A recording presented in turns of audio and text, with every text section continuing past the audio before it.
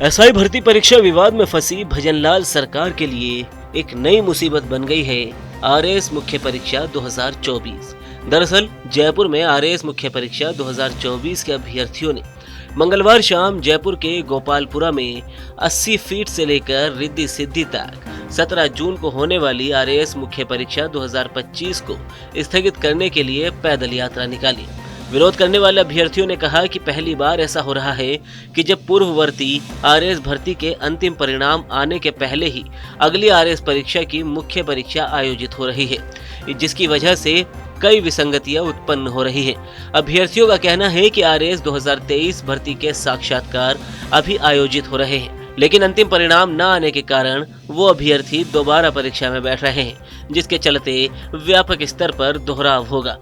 RAS 2023 मुख्य परीक्षा के असफल विद्यार्थियों को अभी तक आरपीएससी से उत्तर पुस्तिका नहीं मिली, जिसके चलते अभ्यर्थी स्वयं मूल्यांकन करने में असफल है।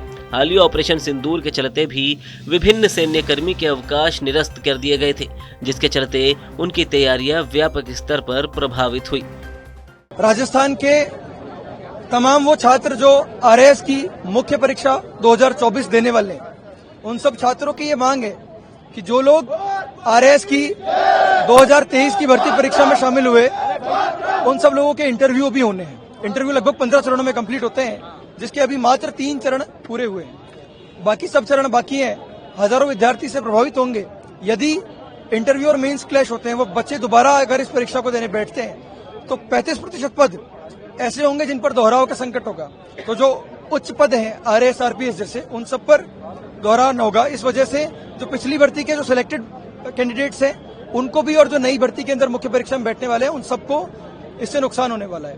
न केवल उन बच्चों के हितों को प्रभावित किया जा रहा है, बल्कि ऑपरेशन सिंदूर के कारण जो सर्विस के अंदर थे, ऐसे सैनिक जो सेना में अभी सीमा पर अपने कर्तव्य का पालन कर रहे हैं, जिन्होंने देश के दुश्मनों को देश की सीमा से बाहर किया, उन सब लोगों को परीक्षा से बाहर करने का काम ये आरपीएससी कर रही है। 17-18 जून को 2024 की मेंस परीक्षा आयोजित होनी है, और जवानों को छुट्टियां कैंसिल होने की वजह से ना तो टाइम मिल पाया है तैयारी का, ना वो इसमें सक्षम है कि अभी वो परीक्षा दे सके। इसके लिए परीक्षा को पोस्टपोन किया जाना चाहिए। और अब तक के पूरे इतिहास में मेंस और प्रीलिम्स के बीच में सबसे कम समय दिया गया है। 2012 से अगर आप आंकड़े देखेंगे तो अब तक हमेशा 5 महीने, 6 महीने, 8 महीने, 9 महीने, 11 महीने तक का समय दिया गया है, लेकिन इस बार मात्र 108 दिन के आसपास का समय दिया गया, जिससे सभी छात्रों के हित प्रभावित होते हैं। तो फर्स्ट टाइम जो एग्जाम देने वाले बच्चे हैं, उन सबके भी हित प्रभावित होंगे। और ये भी इतिहास में पहली बार हो रहा है कि आरपीएससी एक भर्ती प्रक्रिया का अंतिम परिणाम जारी करने से पहले या एक भर्ती प्रक्रिया को पूर्ण करने से पहले दूसरी भर्ती की मेंस परीक्षा का आयोजन करवा रही है। आपको बता दें कि राजस्थान में पेपर लीक और आरपीएससी का विवाद शांत होने का नाम नहीं ले रहा।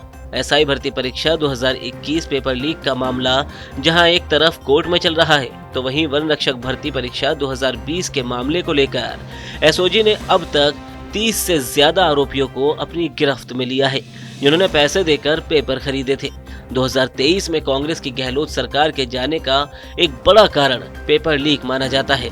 भजनलाल सरकार ने सत्ता में आने के साथ ही युवाओं से वायदा भी किया कि वो पेपर लीक के साथ ही आरपीएससी पर भी बड़ा कदम उठाएंगे, लेकिन सरकार के 1.5 साल बीत जाने के बाद भी कहा जा सकता है कि सरकार की ओर से इस मामले में ये कहावत सटीक बैठ सकती है कि 9 दिन चले 2.5 कोस।